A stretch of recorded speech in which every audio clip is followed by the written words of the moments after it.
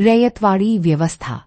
स्थायी बंदोबस्त के पश्चात ब्रिटिश सरकार ने भूराजस्व की एक नई पद्धति अपनाई, जिसे रैयतवाड़ी बंदोबस्त कहा जाता है। मद्रास के तत्कालीन गवर्नर 1820-27 टॉमस मनरो द्वारा 1820 में प्रारंभ की गई इस व्यवस्था को मद्रास, बम्बई एवं असम के कुछ भागों लागू किया गया। बम्बई में इस व्यवस्था को लागू करने में बम्बई के तत्कालीन गवर्नर 1819-27 एल्फिंस्टन ने महत्वपूर्ण योगदान दिया।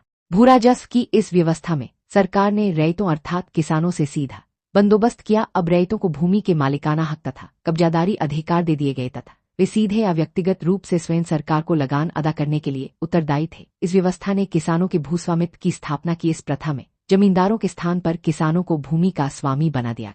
सरकार द्वारा इस व्यवस्था को लागू करने का उद्देश्य बिचौलियों जमींदारों के वर्ग को समाप्त करना था, क्योंकि स्थायी बंदोबस्त में निश्चित राशि से अधिक वसूल की गई सारी रकम जमींदारों द्वारा हड़प ली जाती थी तथा सरकार की आय में कोई वृद्धि नहीं होती थी। अतः आय में वृद्धि करने के लिए ही सरकार ने इस व्यवस्था को लागू किया, ताकि वह बिचौलियों द्वारा रखी जाने वाली राशि को खुद हड़प सके। दूसरे शब्दों में इस व्यवस्था द्वारा, हालांकि इस व्यवस्था के बारे में ये तर्क दिया गया कि यह व्यवस्था भारतीय कृषकों एवं भारतीय कृषि के अनुरूप है, किंतु वास्तविकता इससे बिल्कुल भिन्न थी। व्यावहारिक रूप में ये व्यवस्था जमींदारी व्यवस्था से किसी भी प्रकार कम हानिकारक नहीं थी। इसने ग्रामीण समाज की सामूहिक स्वामित्व की अवधारणा को समाप्त कर दिया तथा जमींदारों का स्थान स्वयं ब्रिटिश सरकार ने ले लिया।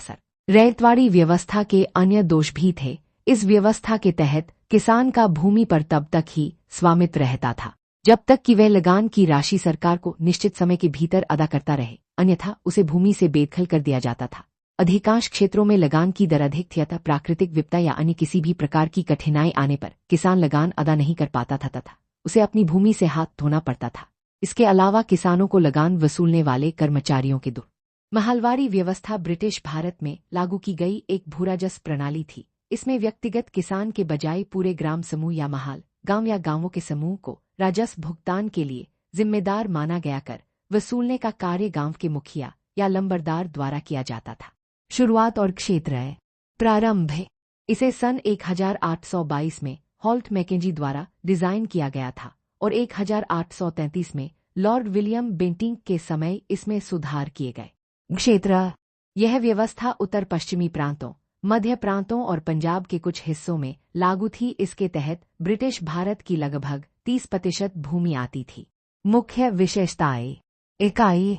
राजस्व निर्धारण की इकाई व्यक्तिगत खेत नहीं बल्कि पूरा महल, गांव या गांवों का समूह था। सामूहिक उत्तरदायित्व। पूरे गांव के किसानों का लगान चुकाने का सामूहिक उत्तरदायित्व होता था। महल ही क बंगाली आकार, बंगाली दोन तिन्नो बंगाली आकार हक। भूमि का स्वामित्व किसानों के पास ही रहता था। राजस्व दर।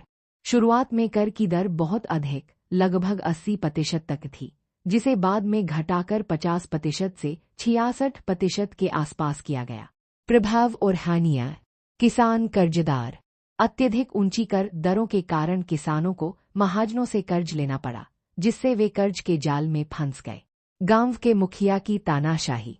मुखिया या लंबरदार कई बार शक्तिशाली हो गए और उन्होंने किसानों का शोषण किया।